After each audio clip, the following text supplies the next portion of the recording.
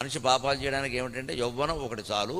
సరే, ఇంకా డబ్బు కూడా రెండోది ధన సంప్రాప్తి. డబ్బు కూడా ఉంటే ఇంక చెప్పక్కర్లేదు. ఆ పైన ప్రభుత్వం వాడి నిర్ణయం వాడికి తీసుకోగలిగే ప్రభుత్వం. నాలుగోది అవివేకం కూడా ఉంటే ఇంక చెప్పేదేముంది. ఈ నాలుగింట్లో ఏ ఒక్కటున్నా చాలుట నాశనం కావడానికి. నాలుగు ఉంటే నమశివాయ. కేవలం యవ్వనం చాలు. పేదవాళ్ళ పిల్లల్లో కూడా యవ్వనంలో ఉన్నవాళ్ళు దెబ్బతింటున్నారు, దొంగతనాలు చేసేస్తున్నారు. డబ్బు లేకపోయినా సరే. డబ్బు ఉంటే ఇంక చెప్పక్కల. అధికారం కూడా ఉంటే ఇంక చెప్పక్కల. అధికారం అంటే ఇంట్లో పెత్తనం. వాడు ఏదంటే అది నడవడం. తల్లి తండ్రి వాడికి బానిసలైపోయారు. వాడు మొండాడు, వెండు ఇచ్చేయి, వాడు అడిగిన 10,000 ఇచ్చేయి, వాడు నాశనం చేసేస్తాడు. డబ్బు నాశనం చేస్తే సంపాదించుకుంటాం, మనిషి నాశనం అవుతున్నాడు. ఎందుకంటే వాడు అన్నం మానేస్తే తల్లి వణికిపోతుంది, వాడు ఇంటికి రాకపోతే తండ్రి కంగారు పడతాడు.